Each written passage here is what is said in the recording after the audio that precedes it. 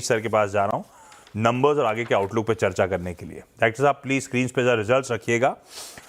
बढ़िया इस नए फाइनेंशियल ईयर का आगाज हुआ है। Q1 के नंबर्स अच्छे हैं, आय 8% बढ़ी, EBITDA में 24% का जंप और बढ़िया मार्जिन एक्सपेंशन। इसको प्लीज करेक्ट करिएगा, मैंने भेजा था, वो मेरी एरर थी। 90 बेसिस पॉइंट्स लिखा हुआ है, दरअसल ये 290 बेसिस पॉइंट्स है। तो साल दर साल एक्सपेंशन बढ़िया है मार्जिन्स का। गिरीश सर, शुरुआत बढ़िया हुई और हाईलाइट रही है 10% एड रेवेन्यू में उछाल अप्रैल में जून मंथ के लिए, क्वार्टर के लिए। अप्रैल था मेरे ख्याल से वो स्टेट इलेक्शंस का एकदम फैग एंड, तब वो चारों पांचों राज्य और यूनियन टेरिटरीज के वो अप्रैल में इलेक्शंस खत्म होने वाले थे। ये एड रेवेन्यूज में जो मोमेंटम आया, इसका ब्रेकअप क्या है?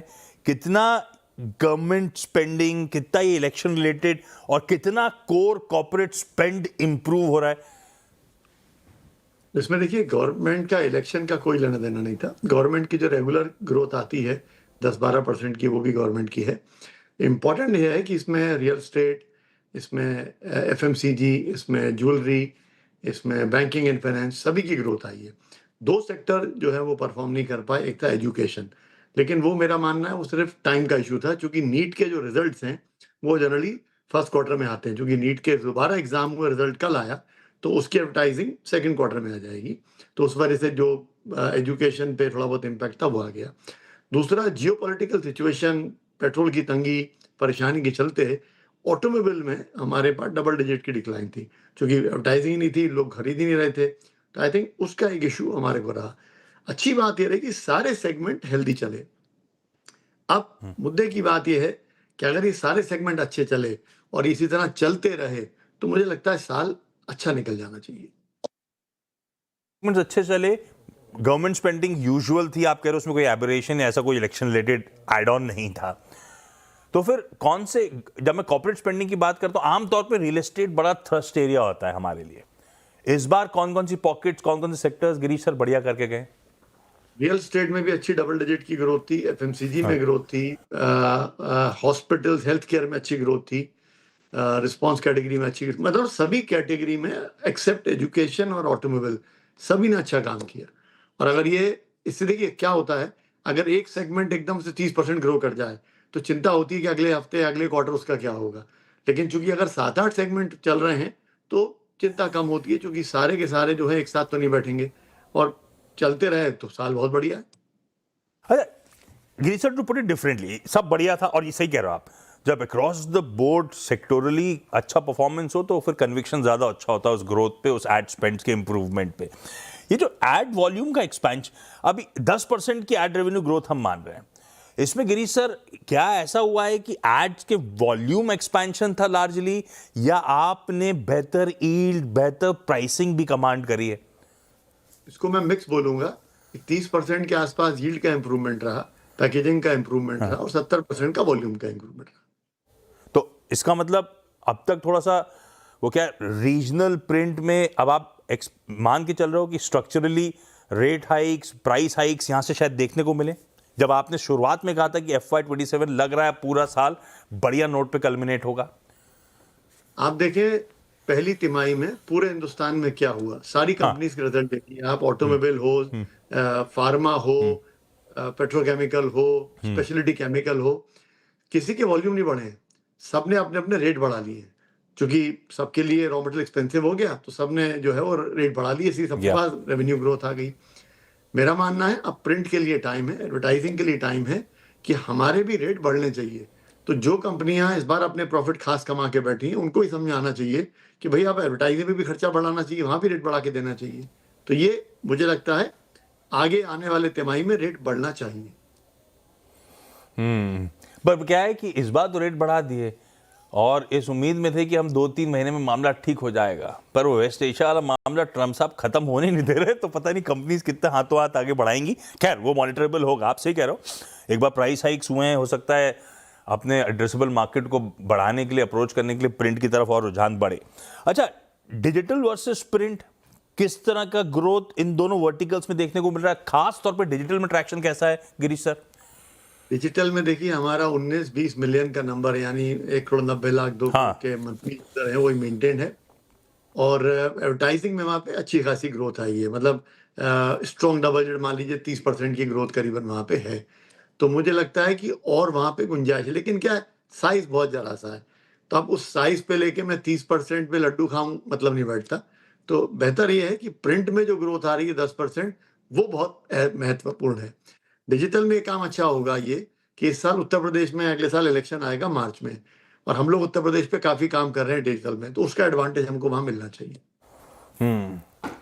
ये वो होगा FY27 के लास्ट, मतलब वो जनवरी फरवरी मार्च की बात हो रही है अगले साल में, जब वो सब एक एक करके इलेक्शंस आने वाले हैं। ठीक बात है। करेक्ट। न्यूज प्रिंट प्राइसेस, मुझे मेरी रिसर्च टीम बता रही थी कि सीक्वेंशियली प्राइसेस में जंप था Q1 में। क्या Q2 में आते आते कुछ कूल ऑफ हुआ है गिरीश सर, या फिर वो अभी भी इंच्ड अप है? जैसे आपने बताया ना, वो ट्रम्प साहब खत्म ही होने दे रहे, तो हमको उम्मीद थी कि क्यू एंड के आते आते सब कुछ समझौते हो जाएंगे, लेकिन ऐसा हुआ नहीं। तो Q1 में 12% की ओवरऑल प्राइस हाइक हुआ है। Q2 में भी ये लगभग 12-14% रहेगा। अब उम्मीद की जा रही है कि शायद Q3 में आके ये थोड़ा सा सॉफ्ट हो, लेकिन थोड़ा सा मतलब जीरो तो नहीं होगा, 15 की जगह शायद ये 8 पे आ जाए, 7 पे आ जाए, ऐसा कुछ होना चाहिए। अब वो ट्रम्प, अब सबको रियलाइज, वैसे आपके भोपाल में भी खूब हवन हुए थे ट्रम्प साहब को लाने के लिए सेकंड टेन्योर में।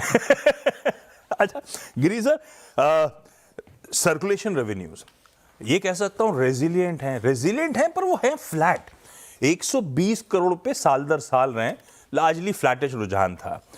न्यूज प्रिंट के प्राइसेस इंच अप हो रहे हैं, तो फिर यहां पे जीरो ग्रोथ क्यों है? क्या आप डिलिबरेटली अपने प्राइसेस को कम रख रहे हो ताकि मार्केट शेयर गेन कर पाए, या हिंदी का बाजार इस समय ऐसा है जो स्ट्रांगली रेजिस्ट कर रहा है प्राइस हाइक्स को? जैसे आपने बोला रेजिलिएंट का मतलब है कि जो दमदारी से खड़ा रहे। हाँ, खड़ा हुआ, इसलिए मैंने वो वर्ड यूज करा। हाँ, इतनी दिक्कतों के बाद, इतनी परेशानी के बाद हम लोग जो है मेंटेन कर रहे हैं। और देखिए, रही कीमत की बात, तो ये तो बहुत आसान है कि मैं कल को तय करूं 1 रुपया अखबार महंगा, लेकिन उससे क्या होता है, आप पाठकों को परेशान करते हैं। मेरा मानना है जब तक प्रॉफिटेबिलिटी एडवर्टाइजिंग की बढ़ रही है, तो काय को पाठक पे इतना लोड बढ़ाना है, इसलिए चलने दीजिए वहां पे। ठीक बात। अच्छा, पिछली बार गिरीश सर से बात हुई थी तो मैंने रेडियो बिजनेस को एड्रेस कर रहा था, तो गिरीश सर ने टोक दिया था मुझे, और इस क्वार्टर वाकई Q1 में रेडियो बिजनेस ने बढ़िया ट्रैक्शन दिखाया है। आय में 8.5% का जंप है, और इबीटा 28% बढ़ता हुआ नजर आया है। गिरीश सर, वो माय एफएम ने तो कमाल कर दिया इस क्वार्टर में। ये किस तरह का आप FY27 की पिक्चर पेंट कर रहे हो स्पेस के लिए? और ये Q1 के नंबर्स अक्रॉस द बोर्ड मुझे अच्छे लग रहे हैं। एक सवाल फिर मेरे जहन में कि ये कहीं वन ऑफ ऑपरेशनल एफिशिएंसी तो नहीं है?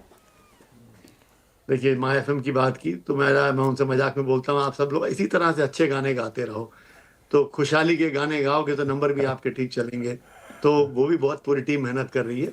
हाँ। रही कॉस्ट कटिंग की बात, जो आपने बोला वन ऑफ है, वन ऑफ कुछ भी नहीं है, क्योंकि हमारे लिए सबसे बड़ा 50% कॉस्ट हमारी न्यूज प्रिंट है, जो कमोडिटी हमारे हाथ में है नहीं।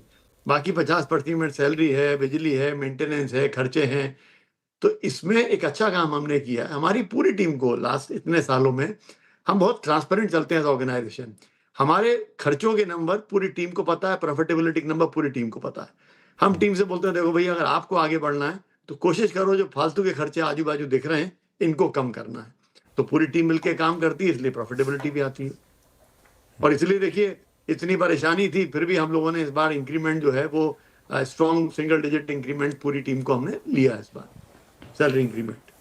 बढ़िया है भाई। डीबी कॉर्प ने ऐसा कर रहा है तो नेटवर्क 18 भी पीछे नहीं था।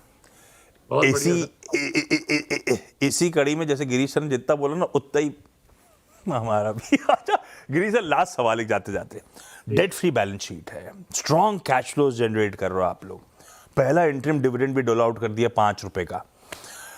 क्या कैपिटल एलोकेशन प्लान्स हैं, या ऐसे ही शेयर होल्डर्स को कैश कंटिन्यू करोगे आप लोग रिटर्न करना? देखिए, लगभग 1300 करोड़ रुपए के आसपास कैश है हमारे पास, लेकिन कोई भी हमारे को मेजर केपेक्स की जरूरत नहीं है। ठीक, कंपनी अपने आप में सफिशिएंट है, जीरो डेट है।